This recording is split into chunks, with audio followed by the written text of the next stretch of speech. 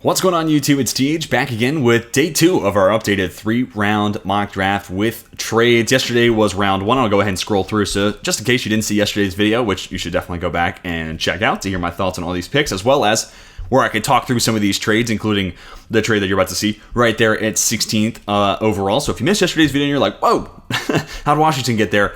Check it out, hear my kind of thoughts on the trade, why I broke it down, why I made that move the way I did, and then gives you proper context going into today with day 2 of this updated mock draft. We're going over rounds 2 and round 3. And of course, I also want to know, like, would you prefer one big video where all 3 rounds are together and it's an hour plus, or do you prefer kind of 2 videos to kind of break it up? First round on Monday, second round Tuesday. Also, I can do this Friday, Saturday too. So let me know what's your preference, Monday, Tuesday, or is it easier to kind of watch these and consume your mock drafts on the weekend? Obviously want to know that, and obviously the analytics will kind of back that up and tell me what I need to know there. But I'd also love to hear from you. And speaking of hearing from you, let me know what you think about the mock draft and who I gave your favorite squad. Let me know who that team is, so that way I don't have to guess, but let me know who you think or what you think of the picks that I gave your favorite team. Of course, I want to know all that.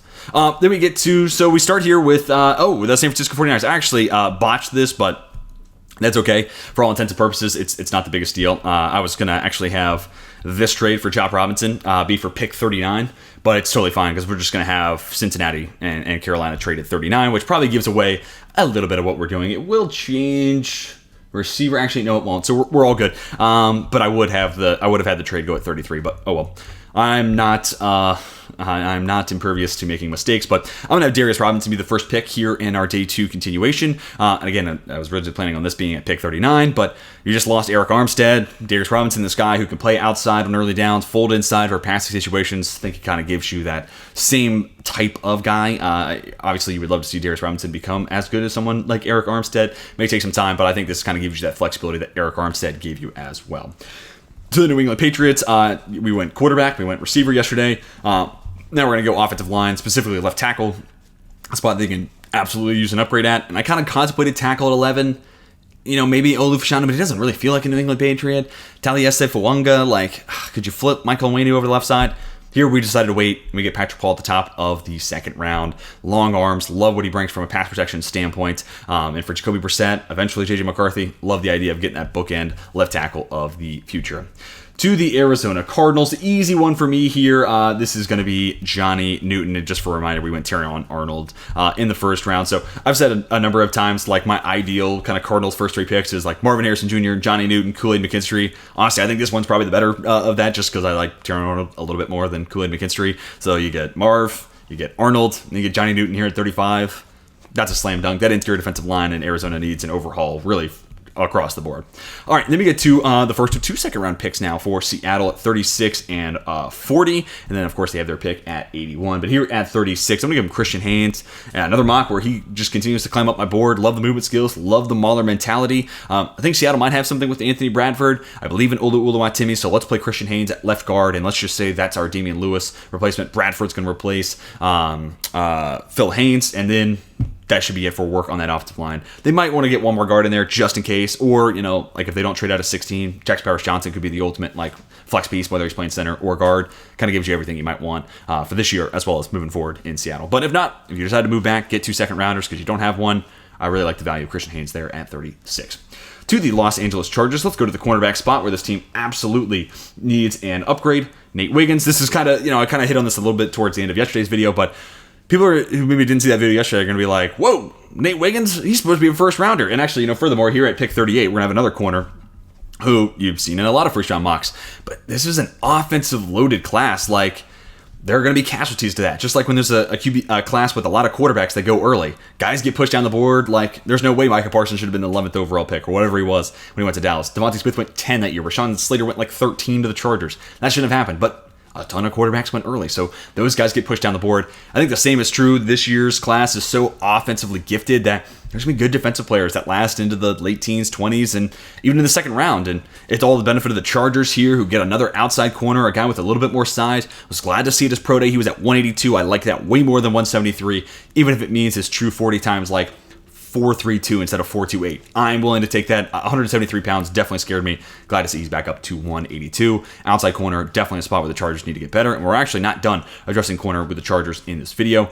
And then for Tennessee, you need another outside corner. Kool-Aid McKinstry, plug-and-play guy. We are a little worried about the long speed. But nonetheless, you can't get too picky here in the second round. Could go maybe TJ Tampa, but if Nick Saban trusted you to start as a true freshman, that tells me you know how to play the position. We'll figure out the rest and where those athletic limitations maybe limiting you, we'll be able to coach around that. So need another outside corner. It's a position where Tennessee's been kind of hurt in the last couple of seasons. I think Kool-Aid McKinstry at 38, fantastic value, can be an immediate starter for that team.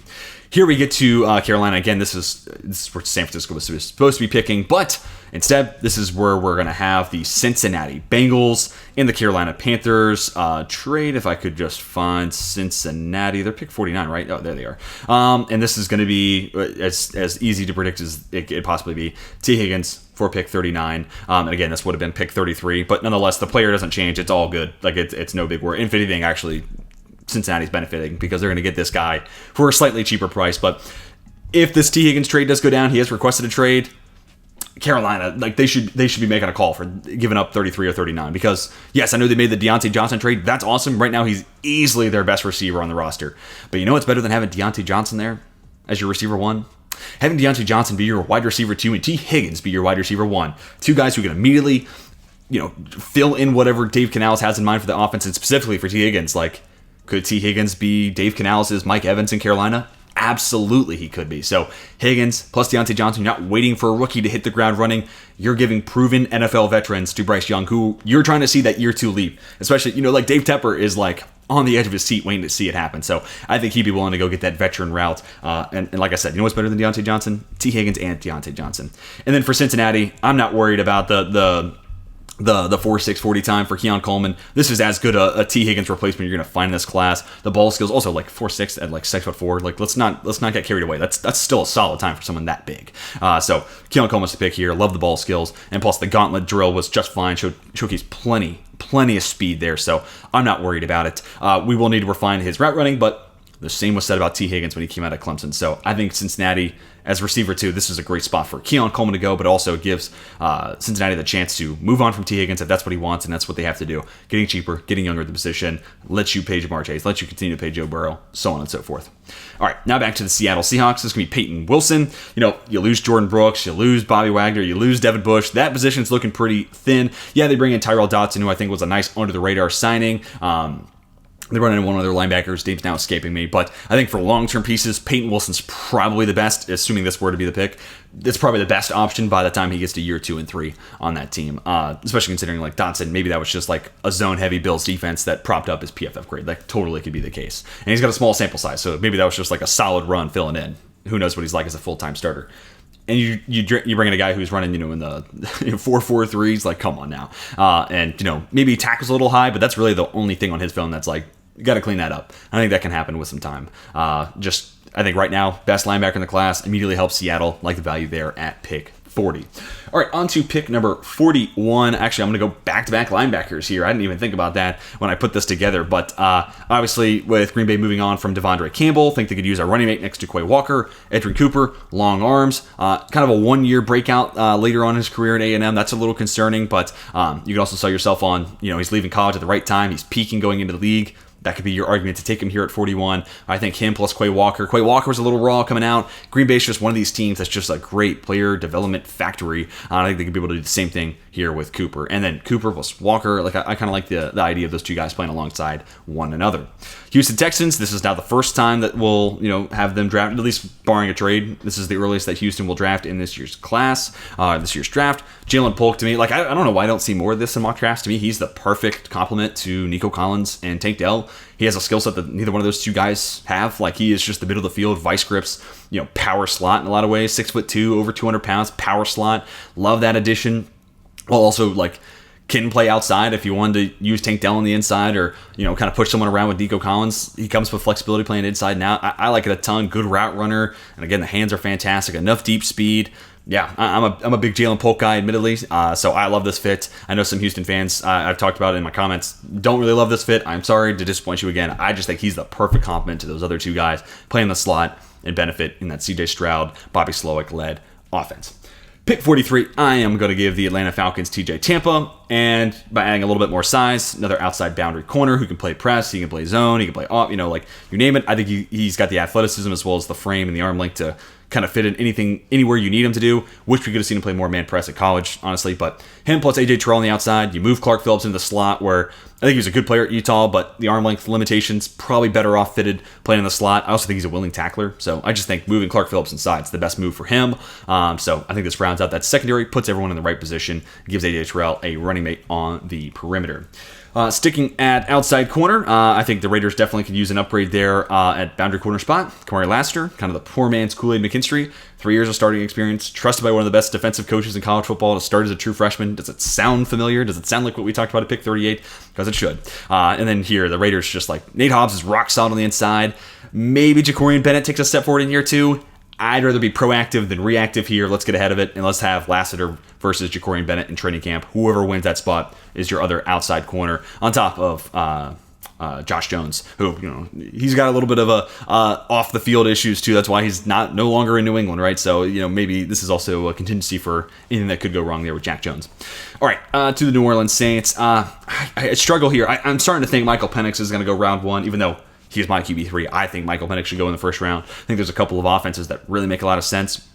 One of which makes sense for like a Shanahan disciple. McVay disciples, Shanahan disciples, I think they'll like Michael Penix and his ability to play in time in an offense. So, you got Derek Carr for another year to 2, pretty much guaranteed with how they, restructured his contract, moved that money into future years. So Penix here, is it he's starting right away? Probably not. He's a little bit older, so when you want him to, I don't know. I think there's, I don't know. I think the transition from college to the NFL is just a tough one no matter what age you are. So let's have Michael Penix sit for at least a year, and depending on how Derek Carr plays this upcoming season, you could maybe have him take a step forward, trade him for a day 2 asset next year, or he's bad and you see Michael Penix pretty early on. And at least you have that contingency in-house versus like, okay, Derek Carr sucks now.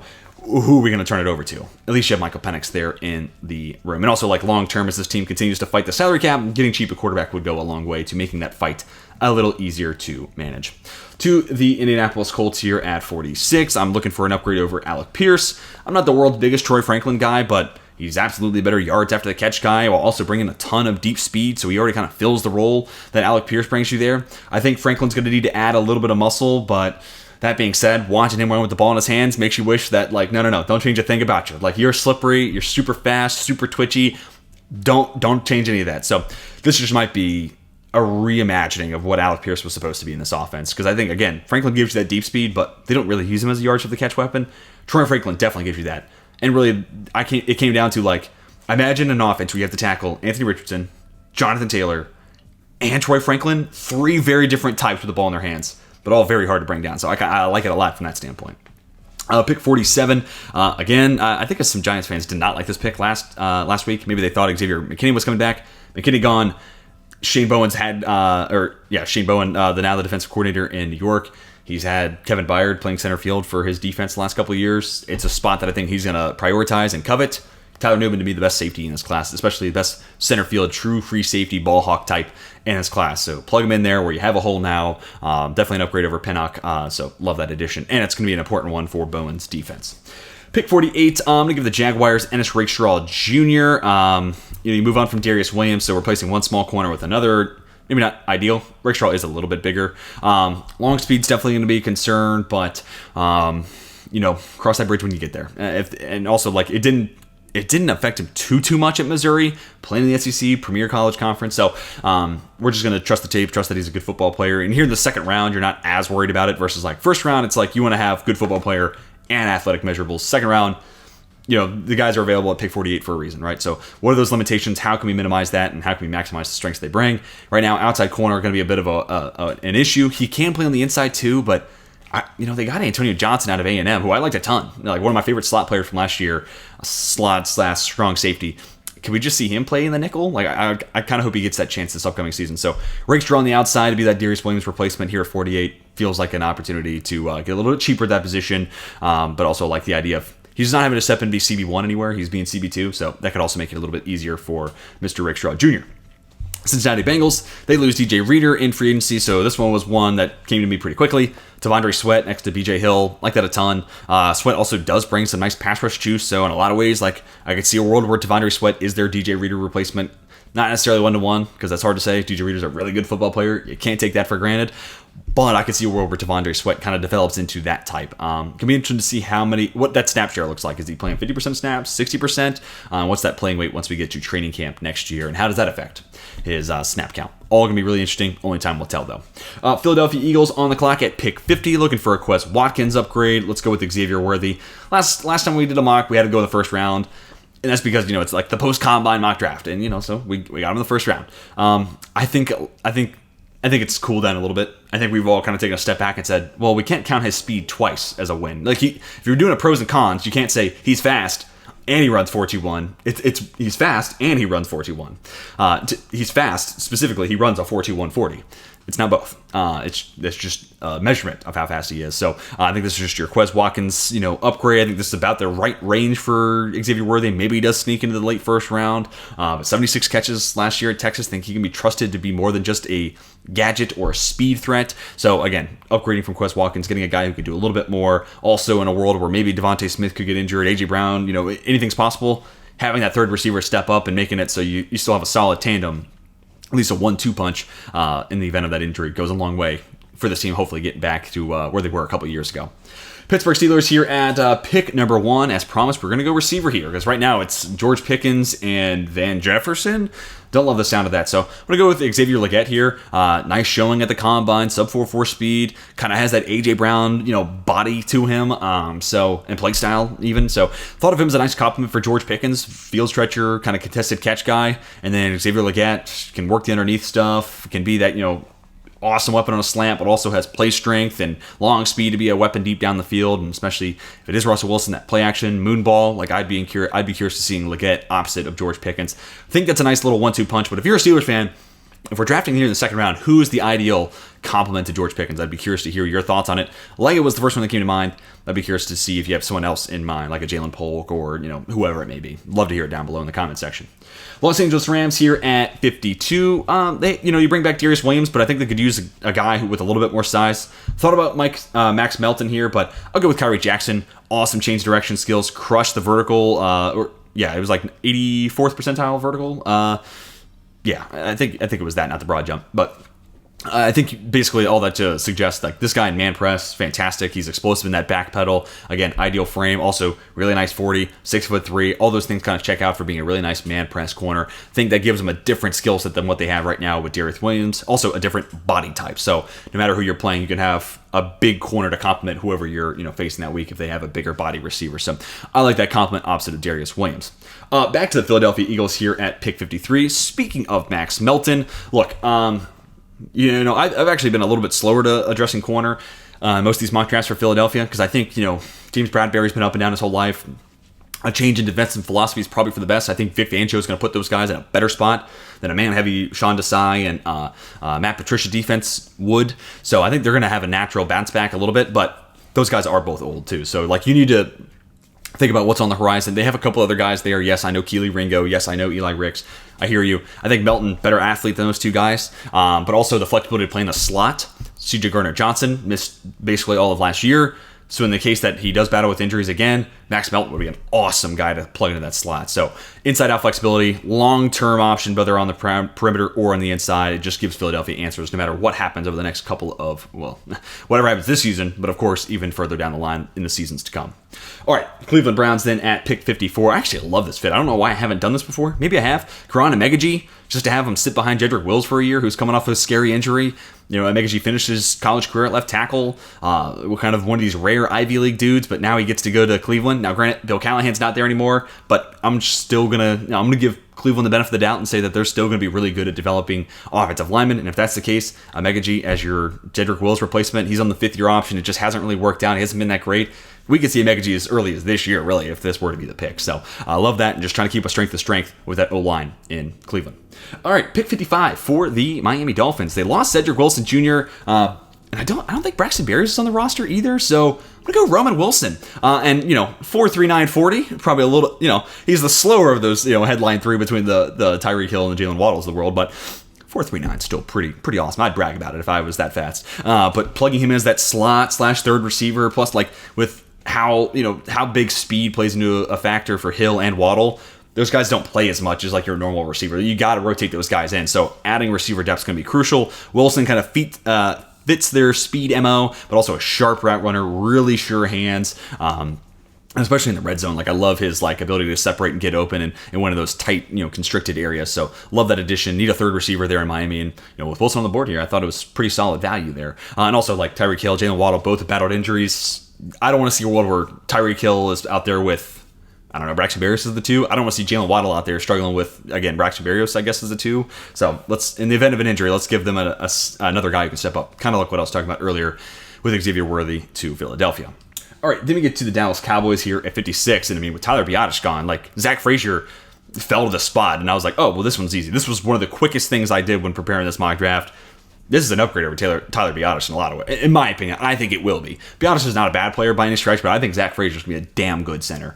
So plugging him in at center, love the sound of that. And Jordan Morgan at left guard, I mean, sheesh, we are just living in the trenches for this Dallas draft.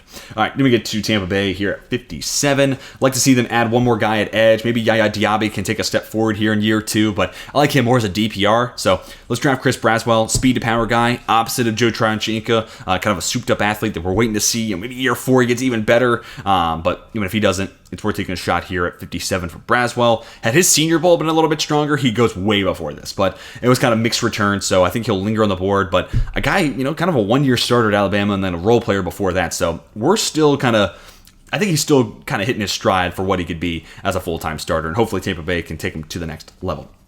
All right, pick 58 for Green Bay. I think I've done this a handful of times, but Dominic Pooney to me makes a ton of sense here.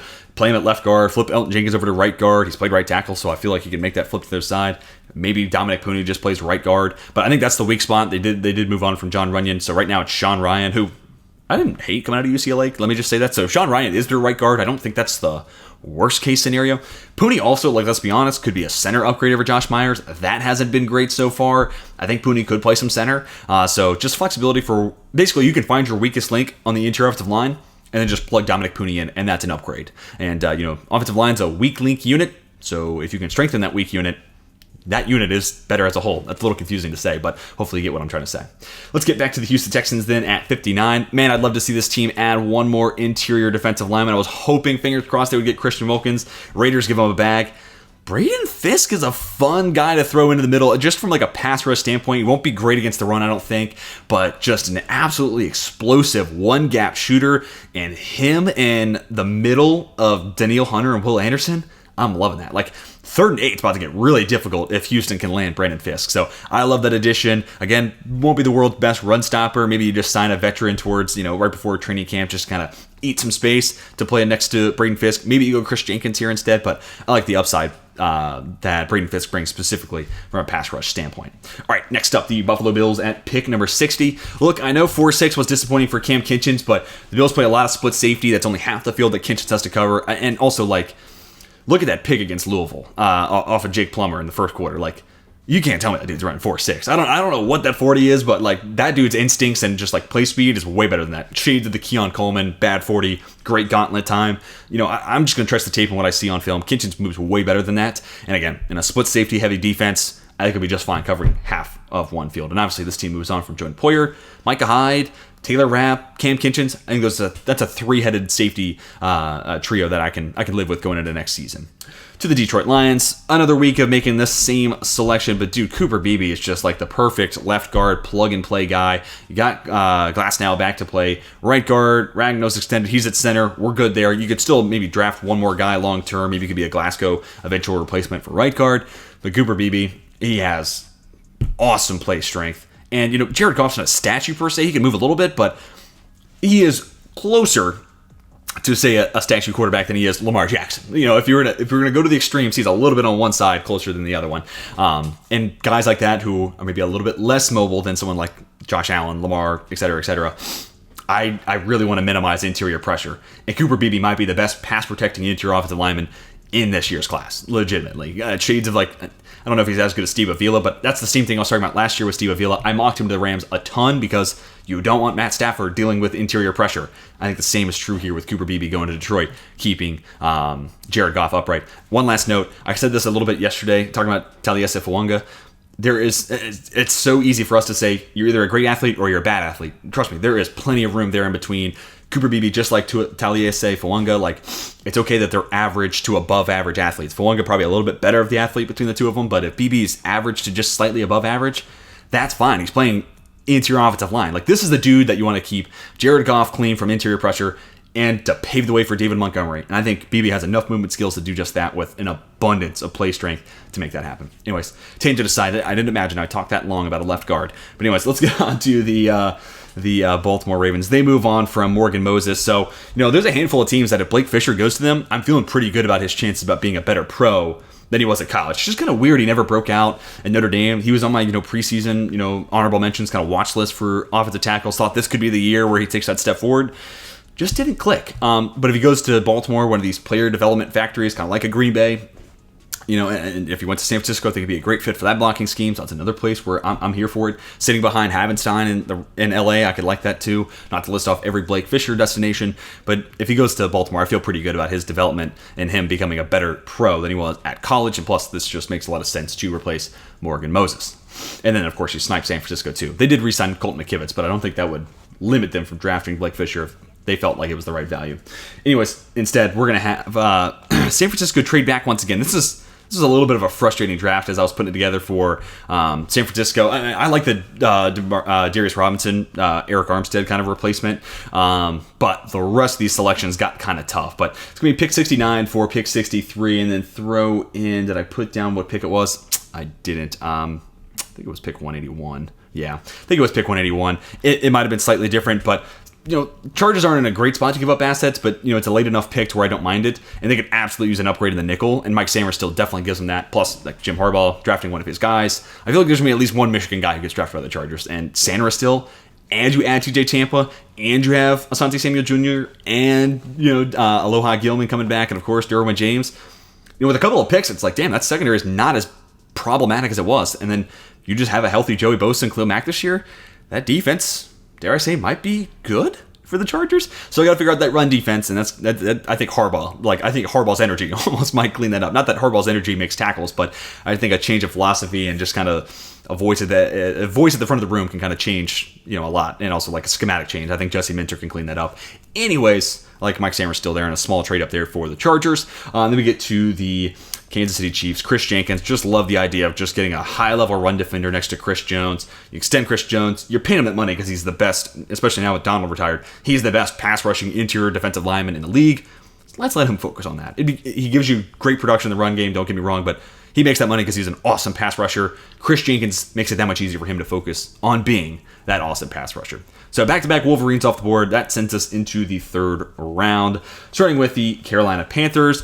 Definitely think they could use an upgrade at tight end. Jatavion Sanders gives you exactly that. Very athletic. I think there's more upside for him as a blocker than what a lot of people are giving him credit for. I don't know. Also, the play weight might disrupt that. So I don't know. Maybe I'm wrong there. But at the worst, this is absolutely an upgrade from a receiving tight end standpoint over someone like Tommy Tremble.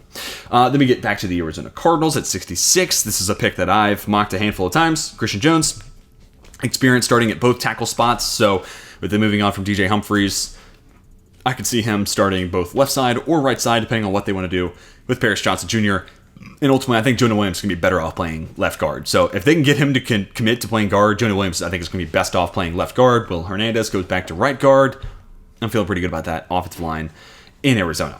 All right, then we get to the Washington Commanders. This is where Jonah Ellis is going to come off the board. I should say one more edge rusher to go along with Dorrance Armstrong, some of the other guys they have in the mix. NFL-ready guy, killer spin move. Maybe needs to add a little bit of weight, but even if he's just a DPR and then you're just having all these free agent signings at edge be your full-time starters, I think that's fine too. Also, I think about Dan Quinn and how much he utilizes stunts and twists. I think Jonah Ellis could be awesome, just with how good of a mover he is. at that type of fit into that Dan Quinn defense. All right, pick number 68, going back to the Edgewell. I'm going to give New England Adisa Isaac. They have a couple guys, they bring back Anthony Jennings, so, maybe this isn't as big of a need. But, Josh Uche, they get him back for cheap, but he's a DPR, so I was looking for one more full-time starter opposite of Matt Judon.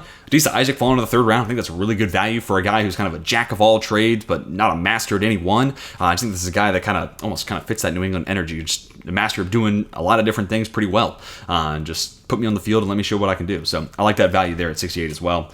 And then we get back to San Francisco here at 69, which is nice. I'm going to go Javon Bullard. Now, this is where it got frustrating because I was like, let me just move back and see what offensive linemen are available. But if you look, there's just not, I just don't think there's a great one where specifically on the interior offensive line, where I'm like, that's an upgrade over Aaron Banks. It just didn't really come together this time around, which is disappointing. But in this case, you just plug Javon Bullard in to play that kind of Jimmy Ward role from a few years ago. Maybe that could be Jair Brown. I totally see where maybe they drafted him last year to be that guy. But it's also just Javon Bullard's such a great slot defensive playmaker. And this is already a really good defense. And just adding in that type of playmaking presence and a guy who's just got a nose for the football, I like the idea of that. I like it a ton. So I think it's just you add a defensive playmaker in the mix, and then we'll figure out where he's going to play. Whether it's slot, that means Jair Brown's playing strong safety, or whatever it ends up being. Just get a good football player in the mix, and then we'll figure out where he's going to end up playing. That was kind of my philosophy here. Just kind of a BPA pick here at 69. Then we get to the Giants at pick 70. I'm going to actually go with Elijah Jones. I haven't talked about Elijah Jones yet, but a corner that I'm a little late to, but really kind of growing on me. Love the frame, just in case you're unfamiliar. 6'2", 184 pounds. Really nice showing at the combine. Good athlete. And specifically his last year at Boston College, we're seeing some really nice progression, both in man and zone. I like the movement skills, the ability to flip the hips and go. Like a lot of what Elijah Jones is kind of bringing to the table. And I've heard some people patting the table for him, and I'm glad that I finally got around to checking him out. And I think the third round's a really nice spot to draft that type of size, speed, athlete combination who's kind of figuring out as a full-time starter. Him plus Deonte Banks, a lot of upside in that outside corner tandem in New York. All right, back to the Arizona Cardinals, now on the clock at 71. I think they could use a nice little long-term piece at linebacker. Let's give him Junior Colson. Not the most gifted athlete, but just a really solid football player. A little bit late to the game in regards to playing football. Didn't start playing until I think he came to the country at 9. I don't think he started playing until he was in high school, but nonetheless, even with the athletic limitations, the guy just has a nose for playing the position. He's just got those instincts down, trusted as a true freshman to play the position. And I think you got Kazir White there, a couple other guys that maybe could be started for a year or two, but by the back half of this rookie contract, I think Junior Colson would be the starter in Arizona. As promised in yesterday's video, we get back to the New York Jets, and I'm not done going playmakers. Johnny Wilson's just Alan Lazard plus at this point, so let's get better at that position. We gave him Brock Bowers, now they've got Johnny Wilson. Very different receiving types than what they have with Garrett Wilson. So now I feel like, okay, we got 3 really nice pass protectors. We took care of our offensive line in free agency. Let's go see what Aaron Rodgers can do with them all. Now we get to the Detroit Lions at 73. I'm going to go Cam Hart here. I think this team could use one more corner. I know they bring in Carlton Davis, who brings good size, but Davis is coming off of a tough year. Cam Sutton was disappointing last season. And honestly, if he's disappointing this year, Cam Sutton's going to be cut at the end of this upcoming season. If he disappoints, not saying he's destined to, but I think they could just throw one more, and then Emmanuel Mosley, that's a 1-year contract. He missed all of last year, so they've made moves, but they're not guaranteed successes. Just because you made moves doesn't mean the problem's fixed. So I think adding one more guy in the mix, and especially a younger piece, Cam Hart doesn't have to start year 1, but maybe he is year 2 with Mosley gone, or Cam Sutton potentially gone as well. So I just like adding one more guy, and I like the value here of Cam Hart at pick 73. Also, I think he fits that Aaron Glenn defense really well. Atlanta Falcons are next up. I'm going to give him Ruka Rororo. A guy who can play some outside edge, play some power rusher on early downs, but also move inside where, this seems getting a little old on the interior defensive line. David Onyemata, I think that was a 2-year deal, so last year of his contract he signed an offseason ago. Grady Jarrett, wrong side of 30 if my memory serves. If not, he's knocking on the door of 30. And we've already started to hear there's some trade rumors. Now this team's competing, so those are probably subsiding, but nonetheless, it feels like it's a position where they've been kind of peeking at what the horizon has. And again, with the outside-inside flexibility, I think Ruka Rororo, it's hard to not imagine him being on the field somewhere if he does become an Atlanta Falcon, especially once you get to passing downs, kick him inside, play him next to Grady Jarrett. I like that a ton. Chicago Bears then at 75. I'm going to go Marshawn Nealon. Think this team could use one more edge rusher, and I like the size, speed, and upside that's still unrefined for sure, but like there's more bend in Marshawn Nealon's game than I think what's being talked about. So like there's room for him to develop and grow, and also he's just kind of the body type that fits more of that 4-3 defensive end type. So like him opposite of Montez Sweat, who is kind of an athletic project in his own right. So it's also kind of a good place for Nealon to go and have a solid mentor already on roster.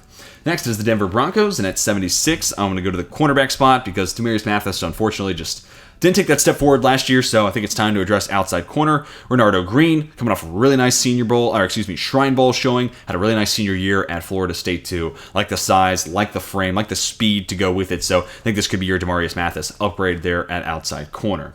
Now we're staying in the AFC West, back to the Las Vegas Raiders. I'm going to go interior offensive line and draft Mason McCormick. Played all of last year at South Dakota State at left guard. Very good mover. And now I know lower level competition, but that zone blocking grade is crazy. So plugging him in at left guard, moving Dylan Parham over to right guard, I think that finishes off this offensive line overhaul.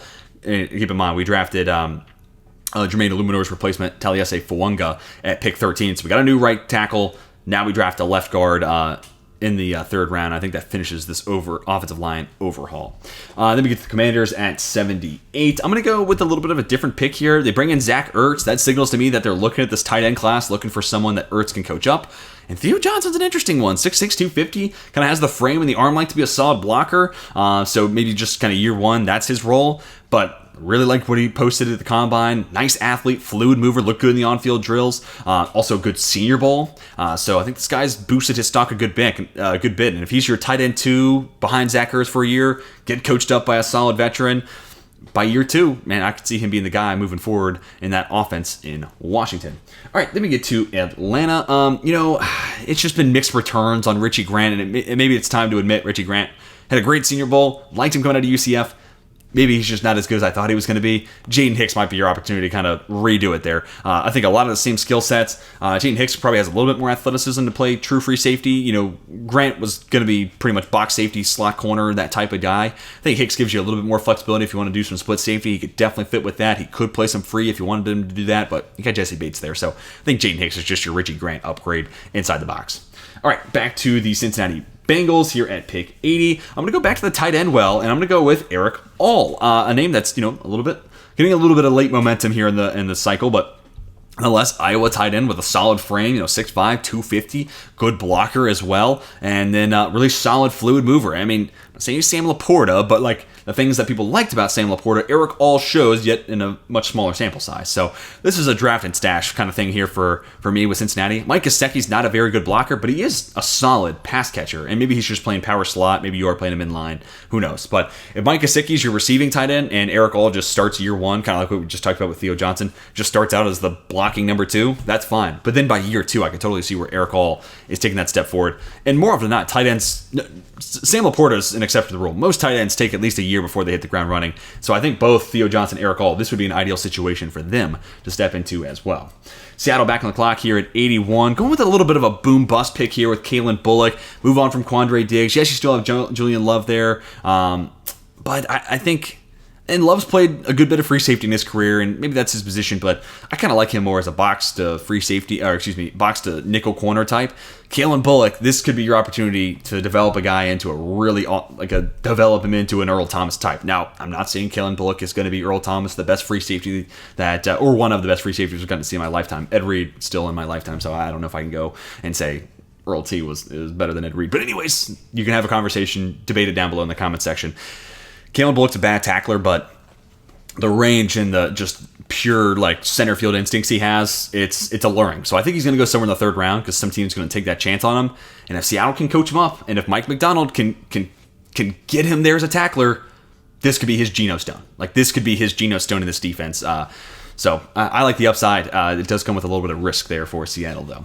Then we get to pick 82. I'm going to go Braylon Trice here for the Indianapolis Colts. They've been looking for edge. Sorry, I did not mean to click on Jonathan Brooks. Just trying to scroll down. They've been looking for additional edge help. Braylon Trice falls in their lap. Disappointing combine, but it's one of those guys where if he falls in your lap at 82, trust the tape. This guy's a great football player, high motor, speed to power type of dude. Get him back to his regular playing weight right around 270, and then just him in a rotation with Deo Adengbo, Kwity Paye. you're feeling like you got a little bit better at that position. Hopefully get some more pass rush juice because of it. Rams are on the clock here at 83, and sorry, I had to. Yeah, I know they signed Jimmy Garoppolo, but I think that's them paying for a draft pick. Someone's going to have a QB injury and trade a 4th-round pick for Jimmy Garoppolo to keep them in like a playoff hunt. So that's kind of what I'm anticipating happening towards the deadline. So Spencer Rattler, let him sit behind Matt Stafford and learn from Sean McVay for a year, maybe 2. Rattler's going to be a really interesting guy. I think he goes in the 3rd round. It's going to be fascinating to see who wants to draft and stash Spencer Rattler. If it's the Los Angeles Rams, put me in the interested camp, because I think that could be really spicy in 2 to 3 years' time. Let me get back to the Pittsburgh Steelers here at 84. I think this team desperately needs an upgrade at the slot. Andrew Phillips, one of the best slot corners, and what is a awesome slot corner class. I'm glad someone else to talk about it. My guy Jordan Reed from ESPN has been tweeting about it a good bit over the last couple of weeks. Give him a follow if you don't already. But I'm glad to see someone else is talking about how awesome this slot corner class is. I think the position is becoming more and more valuable every day we go by, and I love the addition of Andrew Phillips kind of being that Mike Hilton type of dude playing that slot for Pittsburgh.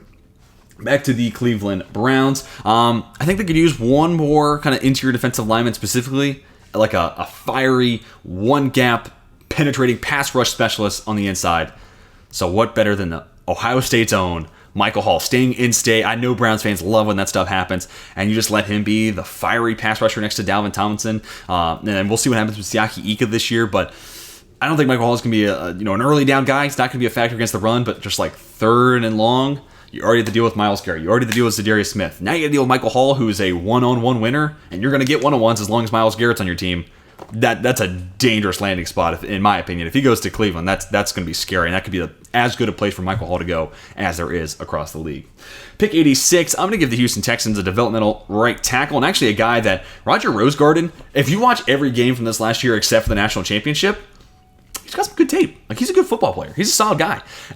It's just the national championship, Michigan turned him into a turnstile. That guy, I'll stop right there. Filter between brain and mouth activated. I was going to say something that's really out of pocket. But yeah, other than that national championship game, he's got some really nice tape. And they bring back Heck and Titus Howard, I think right now slotted to play at right tackle. They moved him around. So I think they're trying to figure out what they want to do with Titus Howard. And I think Roger Rosegarden, if you can make him a developmental right tackle, that's an upgrade over Heck. If push comes to shove and Heck gets back on the field, I'd rather that be Roger Rosegarden, in my opinion. Then we get to pick 87. Now we're going to have some fun. I didn't have any running backs go in the 2nd round. Kind of rare. I tend to have 1 to 2 go in there. But here, 3rd round, I got you guys. Jonathan Brooks, the guy who did Jonathan Brooks' ACL surgery, is the Cowboys team doctor. So I originally was going to make this Blake Corum, but the more I thought about it, I was like, if there's a team that's going to make Jonathan Brooks RB1 off the board, it's the Dallas Cowboys. And then we get to the Green Bay Packers. They bring in Josh Jacobs, and in a lot of ways I see a lot of Aaron Jones and Blake Corum, but they just moved on from Aaron Jones, and Josh Jacobs could be a little bit maybe of a younger and maybe a slightly better at their current state form of Aaron Jones. So I want to do something slightly different and instead give him a running back complement to that, and let's go with Trey Benson. Like if Josh Jacobs was your between the tackle guy, also a solid pass catcher, could Benson be another pass catcher in the mix, but outside the tackle, a little bit more explosive, sub 4.4 speed. I don't think Jacobs is quite that like long speed guy.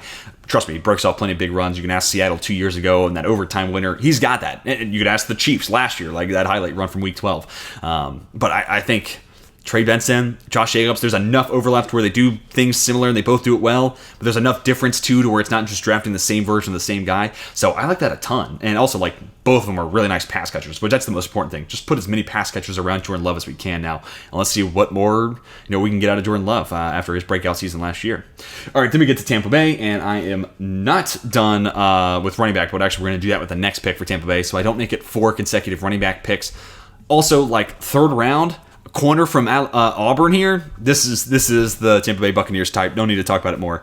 I'm just playing. No, DJ James, I think he's got to bump up his playing weight. Like, that's a problem. I actually think officially he came in at 173, so still got to bump that up too. But 6'1", and also like had the number 1 assignment against the team's number 1 receiver week in and week out. And he's actually had a couple of really nice seasons back to back at Auburn. So I like the tape. He's just a guy that you got to get to 180. Get to 180 and we're good. Even if it means you're sacrificing a little speed, he's got plenty of straight line speed to spare. Get to 180. For the love of God, get to 180. And this team just traded Carlton Davis. They think they could use one more outside corner in the mix. And again, 3rd round corner from Auburn. This is the Tampa Bay Buccaneers type. And again, I didn't want to go 4 straight running backs. We're going to go running back in just a couple of moments with Tampa Bay. Speaking of running back, here at pick 90, I love the idea of Jalen Wright as a complement to James Conner. to me, that's chef's kiss. Perfect compliments to one another. But also, like, getting into a backfield set with Jalen Wright and Kyler Murray in the backfield, like that's the explosiveness that I want to see in the backfield. So love that fit, both as a compliment to Connor, but as an additional backfield component to Kyler Murray. Back to the Green Bay Packers here at 91. A little bit of a developmental pick here, but I don't think you have to start him right away, and that's what makes me interested in this. Also, Green Bay, what they did with Rashawn Gary, this is another one of those spots where they develop players at a high level, especially on the defensive side of the ball. Quay Walker's another example of that. Raw coming into Georgia, they've turned him into a good football player pretty early on. Leonard Taylor. This guy wins off size and athleticism. He is not a polished pass rusher.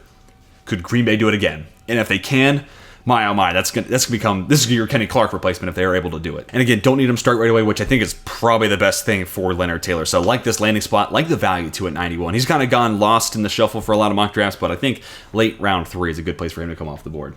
As promised, running back pick, and I think Blake Corum, to me, he's probably right now, I don't know. He's at least my top 3 running back. I go back and forth with what I'm trying to value and what I'm trying to prioritize for my RB1. But Blake Corum's an awesome compliment to Rachaad White, who is more explosive, great pass catcher type. Corum, he did it a little bit in the college football playoff, but I don't think is a natural pass catcher. He's just awesome vision, contact balance. Let me run between the tackles and let me pick up 5, 10, 15 yards at a time.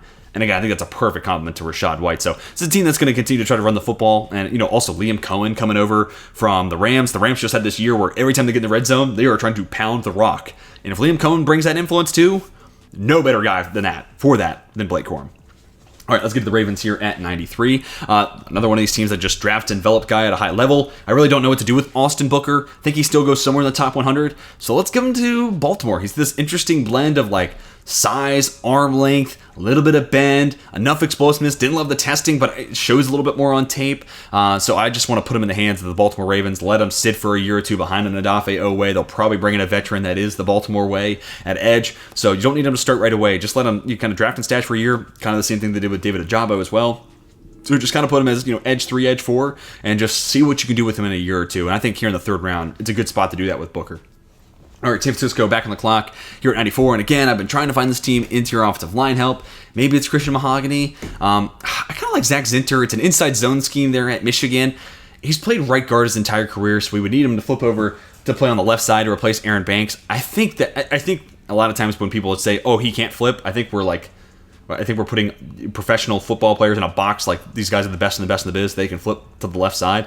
And that's what we would need Zinter to do here. That, or maybe you do that with John Feliciano, play him at left guard. Zinter plays in at right guard. But I think he's got enough movement skills to fit this blocking scheme. I really do, especially from the interior standpoint. Like tackles, like the way that Trent Williams has to lead the way is a little bit harder than I think what Aaron Banks has to do on the interior. So, and at the worst, final point here, I promise, Zach Zinter is no less athletic or any worse of a fit in this blocking scheme than Aaron Banks. So really, I think there's only up in regards to replacing Banks and finding a better fit.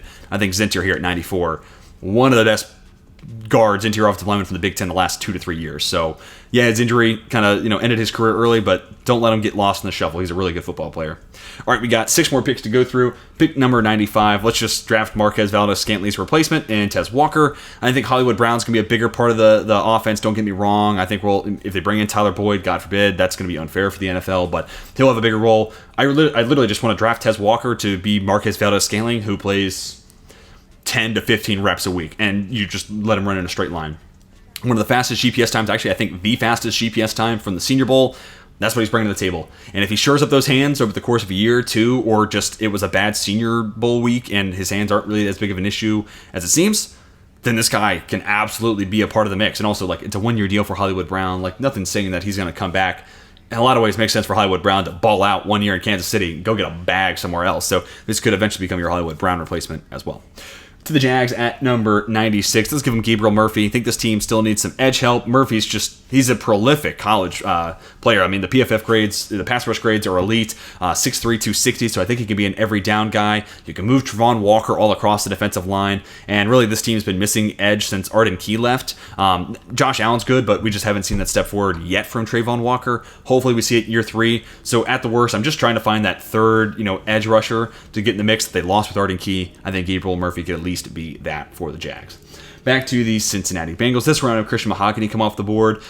It's just, I didn't know if I wanted to put him in the wide zone scheme. I feel a little bit better about it in Cincinnati. Now, granted, I know Zach Taylor, Sean McVay disciple. That's also, a zone to wide zone scheme. I understand. I hear you. I feel a little bit better about it with how Zach Taylor's implemented that Cincy offense versus how Shanahan runs things in San Francisco. That might just be me, but I think this is your left guard. Cordell Volson's not good. Like, I know we drafted a right tackle, but just like I did with the Raiders, yes, we drafted a right tackle, but also there's an upgrade to be had there at left guard. It's literally the exact same as what we did with the Raiders. I think Christian Mahogany is a perfect guy to plug in there. You could also convince me Mahogany should have been the pick over Mason McCormick, and then McCormick should go here. I'd be fine with that if that's the case. Or McCormick could have been the pick for the 49ers, and Zinter should have been the pick here at 97. I'm now second-guessing myself. Let me get out of here before I embarrass myself anymore. Maybe we'll make all those changes for the next mock.